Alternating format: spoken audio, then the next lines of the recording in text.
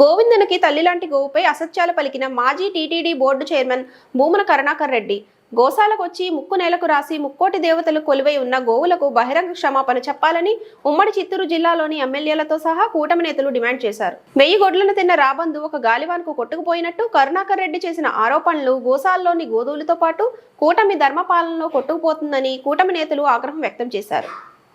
చిత్తూరు ఉమ్మడి జిల్లాలోని ఎమ్మెల్యేలు టీడీపీ నేతల అధిక సంఖ్యలో పాల్గొని మాట్లాడారు.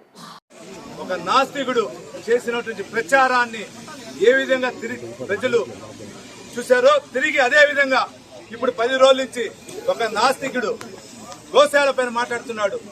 దీనికి ముఖ్య కారకుడైన కరుణాకర్ రెడ్డి గాని మొన్నటి వరకు అంటే 2 నెలల ముందు వరకు ఉన్నటువంటి ఇక్కడ హరినాథ్ రెడ్డి గాని వీర్ ట్రయంబుకులో ఇక్కడ జరిగినటువంటి ఇప్పుడే మన బోర్డు మెంబర్ భాను గారు కూడా మీకు చెప్పారు. విజిలెన్స్ రిపోర్ట్ అంతా వీళ్ళు చైర్మన్ గా ఎస్వి సుబ్బారెడ్డి గారు గాని కరుణాకర్ రెడ్డి గారు గాని ఉన్నప్పుడు జరిగిన దీనిపైన కూడా విజిలెన్స్ రిపోర్ట్ ప్రకారం కూడా చర్యలు తీసుకోబడతాయి.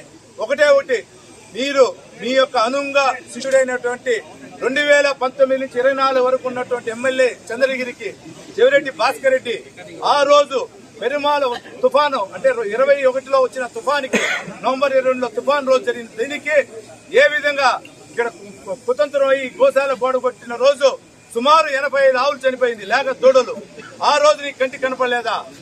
ఆ రోజు వెనకాల ఉన్నటువంటి మహిళ సంబంధించిన హాస్టల్లో విద్యార్థులు బ్లాక్ మునిగిపోతే ఆ రోజు నీకు కంటికి కనపడలేదా? ఏదో విధంగా ఎన్డీఏ కూటమి పైన నింద మోపాలి, హిందువుల యొక్క పవిత్రత దేవాలయాన్ని పైన దుష్ట ప్రచారం చేస్తూ అప్రతిష్ట చేయాలనుకుంటున్నావు. మాకు ఎన్డీఏ కూటమికి అన్ని దేవాలు ఒకటే సమానం.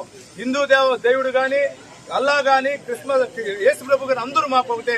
మా నాయకుడు చంద్రబాబు నాయుడు గారు గాని పవన్ కళ్యాణ్ గారు గాని నారా లోకేష్ గారు గాని అన్నిటికీ వెళ్తున్నారు అదే విధంగా.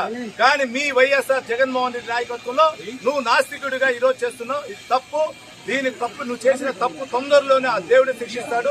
నీకు వెనకాల ఉండి నడిపిస్తున్న వాళ్ళని కూడా దేవుడు శిక్షిస్తాడు. ఒకటే తిరుపతి ప్రజలు గాని చిత్తూరు జిల్లా ప్రజలు గాని అందరూ కూడా వెంకటేశ్వర స్వామి అంటే అన్ని కులస్తులు అన్ని కూడా దైవంతో సమానం ఉంటారు. మీరెందుకులే